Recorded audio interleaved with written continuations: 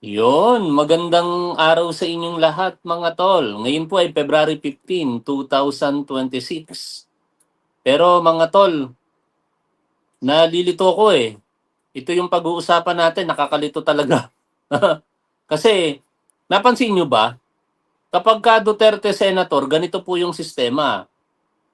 For example, kay Senator Rodante Marcoleta versus Senator Rodante Marcoleta. Napansin nyo yan mga tol?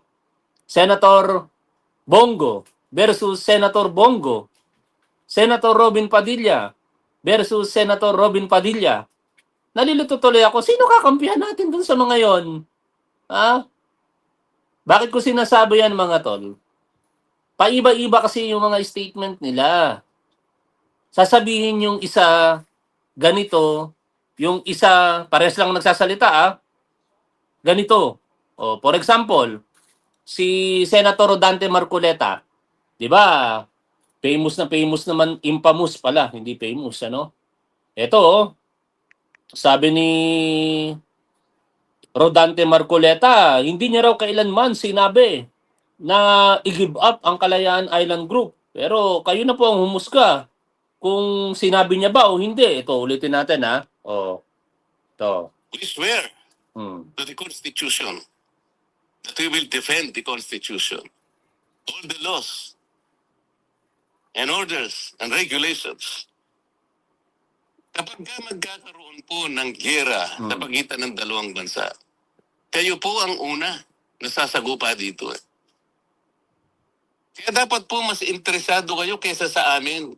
Ano ba talaga ipagpapatayan natin dito? We will offer our lives, including the lives of our children, and to die for it. For something that is not even within our EEZ. Oh. Ang gawin natin po para madali, i-give up natin yung KIG. Oh, di ba? Oh, yan unang halimbawa yan mga tol sa sinasabi na senator versus senator. Pero iba pong senador, iba pong sitwasyon eh. Hindi po magkaibang senador ang nag-uusap eh. No? O nagsasalita kung hindi parehas na senador. Senador Rodante Marcoleta. O, balikan natin yung mga pangyayari na yan Kasi itong tatlong senador na pinag-uusapan natin, nagbabanggaan yung kanilang mga sinasabi. O, in particular, itong si Senador Rodante Marcoleta, tatlong, kung hindi tayo nagkakamali, tatlong bagay pa nga sa iba't ibang pagkakataon, pinagbangga-bangga niya yung sarili niya Pero, tingnan na lamang po natin yung shared post dito nitong si Professor J. Batong Bakal sa debate ng Rodante Marcoleta versus Rodante Marcoleta. Ito, babalikan ko lang hinahanap ko. Wala kasi tayo sa computer O, ito.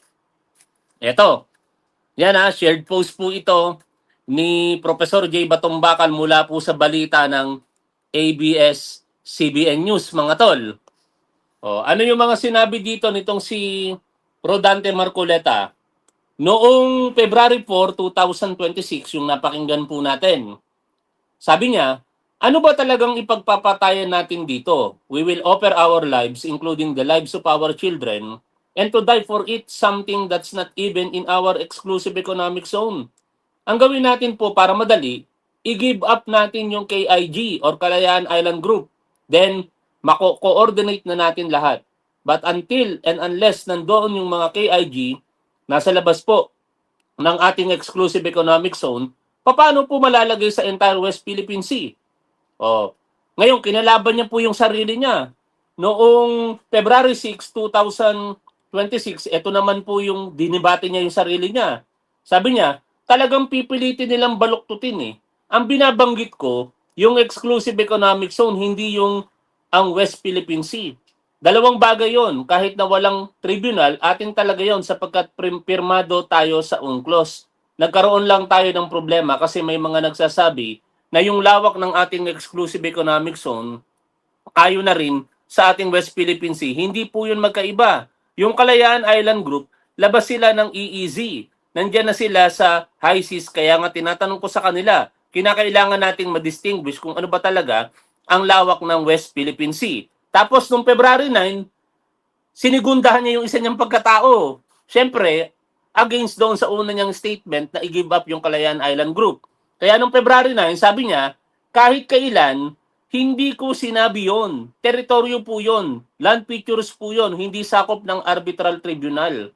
Ang sinasakop lang po ng tribunal, yung tubig po. Hindi natin pwedeng i-connect doon sa ating exclusive economic zone. Kasalanan po yon. Mali po yon. O yan ha. Rodante Marcoleta versus Rodante Marcoleta. Siyempre, ang bida po natin sa oras na ito, si Senator Robin Padilla, kaya ihuhuli po natin siya. Ano naman yung kay Senator Bongo? O, ito naman po yung kay Senator Bongo, mga tol. Noong 2019, sabi ni Senator Bongo, sabi ni Senator Bongo, ay ang reward, 1 million pesos para sa mapapatay na Ninja Cups. Tapos, ang nanlaban, 2 million pesos. Ang buhay, 500,000 pesos. Tapos, noong October 2025 o 24, October 2024, matapos po siyang isangkot, nito pong si Colonel Royina Garma, ang sabi naman ni Bongo, wala pong reward system sa panahon ng Duterte administration. O, kaya gamitin natin yung post ni Mark Ian Everyday. Meron siyang pinost ilang minuto pa lamang po ang nakakalipas. At ito po yun, ano? Si Bongo at Bato mismo nagkumpirma ng reward system. O yan pakinggan ninyo. 1 million po sa mga Ninja Cups. Patay. Buhay, kalahating million lang po. Pag lumaban, 2 million. Additional motivation on their part yan. Kasi tatanggap sila ng pera na galing sa drugs. Ang police hindi naman yung Anyway, ang usapin naman natin ngayon is Bongo versus Bongo, no? Pinabubulaanan ni Bongo na may reward system nitong October 2024. Sabi niya, hindi totoo na may reward system. Wala pong reward system. Pero siya na rin mismo nagsabi noong September 2019 na meron pong reward system, di ba? Kaya Bongo versus Bongo. Kanina, Rodante Marcoleta versus Rodante Marcoleta. Pero siyempre, ang pinakabida natin sa hapong ito ay si Senator Robin Padilla. At ito na ang pinaka nakakatawa dito, mga tol. Puntahan natin yung post ng Project Impact. Impact Project pala. Impact Project. Impact Leadership rather. Napin natin yung mga balita tungkol kay Robin Padilla kung saan Robin Padilla versus Robin Padilla. Ito nagiging meme tuloy siya Ito. Saan ba banda yun? Ito. Yan. Tingnan ginagawa tuloy siyang meme. Yan Itong photograph na ito, during photo ng hearing kung saan kine-question ng mga Duterte supporter senators yung nakita yung message ni ni Nicole sandali. Silent natin para hindi maka-disturb dito. At yun nga sabi dito nitong si Robin Padilla noong February 11, 2025, ang mga bata po ngayon, sad to say, pero pasensya na kayo. You are weak.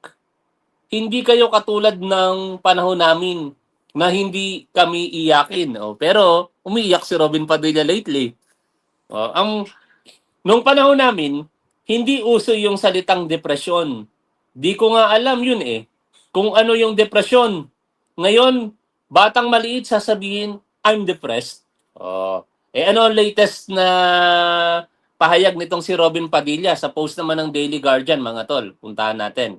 Ito na. Kahapon, nagsalita na naman si Robin Padilla. Kakaiba talaga. Kakaiba talaga. Ito. Ayan baka sabihin nyo, fake news tayo Ayan di ba? Sabi dito ni Senator Robin Padilla kahapon, February 14, 2026. Ako po'y naiiyak dito. Ako po'y na-depress dito. Kapag itong dalawang ito ang tinutukoy niya si Bato de la Rosa at saka si Bongo, nabigyan ng warrant of arrest, di ako na lang mag-isa. Hindi ba depressing yon? Yon. Ito yung mga usapin mga tol na nakakatawa, no?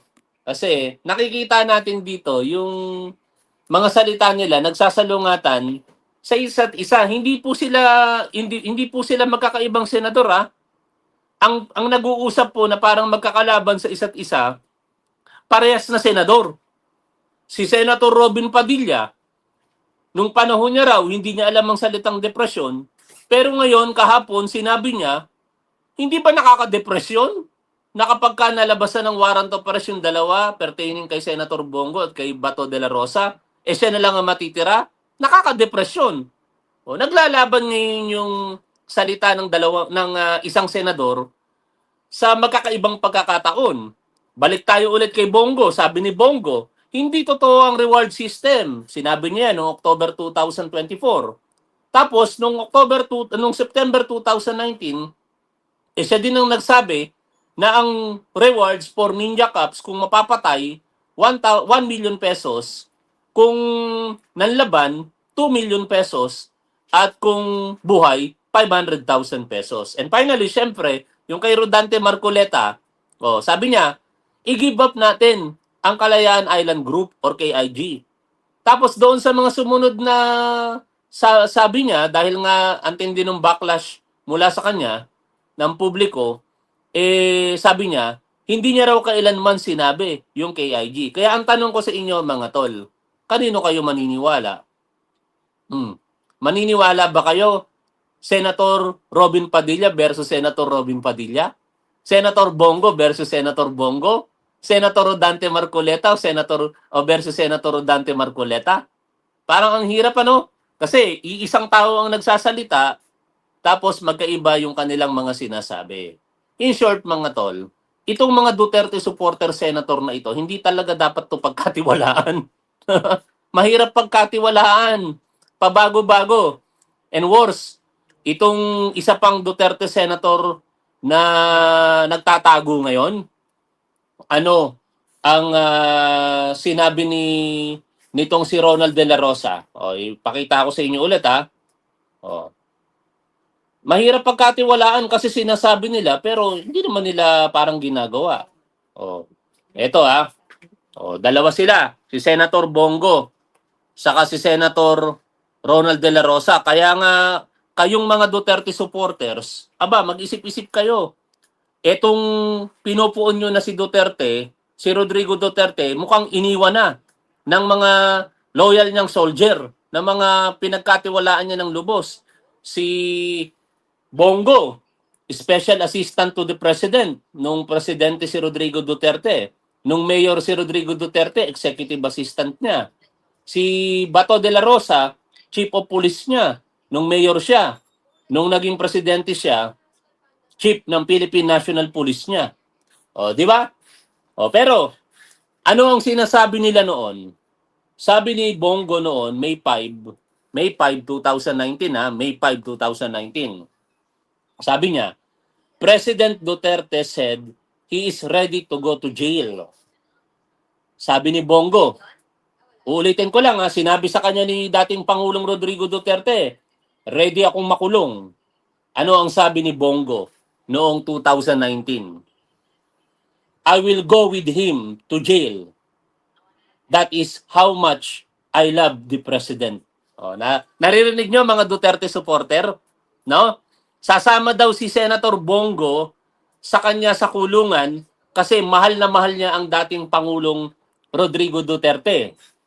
Tapos si Bato de la Rosa, ito naman yung sinabi. March 12, 2025. I am ready to join the old man, hoping that they would allow me to take care of him. Nasan tong dalawa ngayon? Si Senator Ronald de la Rosa, wala pang warrant of arrest, nagtatago na. Pero siguro mas masakit itong kay Senator Bongo Kasi bakit? Si Senator Bongo, ang turing po dito ng ating dating Pangulong Rodrigo Duterte, ay parang tunay na anak. Nagtampo pa nga rito yung mga anak talaga ni Rodrigo Duterte. Kasi bago sila makalapit kay Duterte noong mga panahon yun, kailangan daraan pa sa approval nitong si Bongo. Pero sa statement na inilabas ni Bongo kahapon, mukhang ipinagkakanulo niya na. Kung hindi man ipinagkakanulo, idinideny niya yung kanyang partisipasyon sa war on drugs. No? Imbis na sabihin ni Bongo, aba, hindi totoo yung mga alegasyon kay Tatay Digong. Pero hindi eh. Iniwas niya lang yung sarili niya. O baka sabihin niyo fake news ito, babasahin ko po yung sinabi ni Senator Bongo. Sabi ni Senator Bongo, I have recently been made aware of the allegation referenced in the redacted version of the document containing the charges issued by the International Criminal Court from the Office of the Prosecutor on February 13, 2026, in which my name has been identified as an alleged co-perpetrator. I dispute these allegations, which are entirely unfounded, one-sided, unfair, and bear no relation to the reality of my roles and responsibilities during my service as Special Assistant to the President from June 2016 to October 2018, as well as Executive Assistant to the Mayor of Davao City from 1998 to 2016. Let me be clear, at no time did I have any involvement in knowledge of or authority over these allegations. It is also inaccurate to claim that I was chief of the presidential management staff then, since at no point in time did that responsibility fall under mine. Alam ng aking mga kababayan na ginawa ko lang ang aking trabaho na naaayon sa batas ng tao at sa batas ng Diyos upang matulungan ang aking mga kapwa Pilipino, lalo na ang mga mahihirap at walang ibang malalapitan kundi ang gobyerno. Throughout my career, I have upheld the highest standards of integrity, transparency, and dedication to the welfare of our people. I will not allow these baseless accusations to distract me from my responsibilities as a duly elected senator of the Republic. My focus remains steadfastly on serving the Filipino people, particularly the poor and vulnerable. Patuloy kong gagawin ang aking trabaho at magseserbisyo ako ng tapat at may malasakit dahil naniniwala ako na ang serbisyo sa tao ay serbisyo sa Diyos. Narinig ninyo mga tol, yung pahayag nitong si Senator Bongo, paglilinis sa kanyang sarili.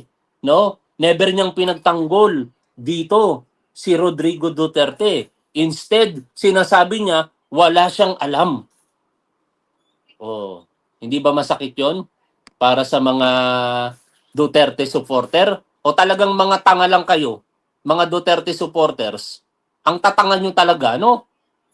Sa bagay, kung ganyan kayo katanga, wala na akong magagawa sa katangahan ninyo. Ipagpatuloy nyo na lang yung katangahan ninyo, pero wag nyo na kaming idamay sa mga katangahan ninyo. Tama na lamang na kayo yung mga tanga. Mga tangang Duterte supporters na nanonood ngayon dito sa aking programa, wag nyo na kaming idamay sa katangahan ninyo. Maraming salamat mga tol sa patuloy po ninyong pagsuporta sa ating programa, sa ating gobyerno at sa ating mahal na Pangulong Bongbong Marcos. Huwag nyo nang pansinin yung mga tatanga-tangang Duterte supporter na nanonood sa atin.